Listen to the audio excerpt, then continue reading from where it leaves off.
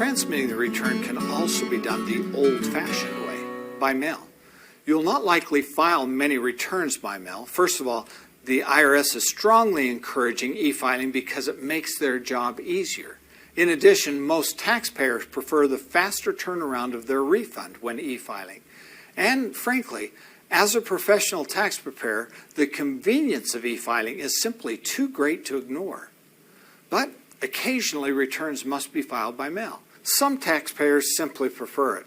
Also, there are certain situations where the IRS will not accept an e-filed return, such as other than current year returns, returns with fiscal year tax periods, amended returns, and returns containing forms or schedules that cannot be e-filed. The workbook has a list of forms that cannot be filed electronically. Therefore, even if most of your tax returns will be e-filed, certain instances will require you to know how to file by mail. When mailing the return, it must be assembled in a certain order. As we have seen throughout the first two modules, many forms and worksheets used in the preparation of the return do not necessarily need to be filed with the return.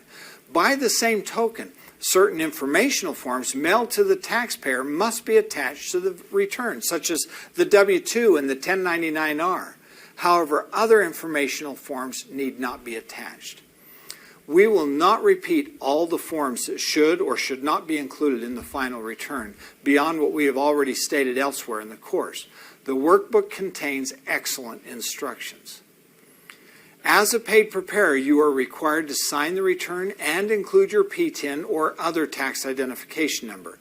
You must also provide the taxpayer with a copy of the return to mail and another copy for his records.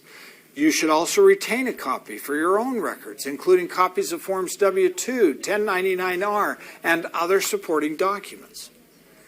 The addresses where the IRS expects returns to be mailed vary from region to region and sometimes change from one year to the next. Therefore, the best way to determine where to mail the return is to use the pre-addressed mailing label sent to the taxpayer. If that isn't possible, a list of mailing addresses for IRS service centers is included in Publication 17 following the index.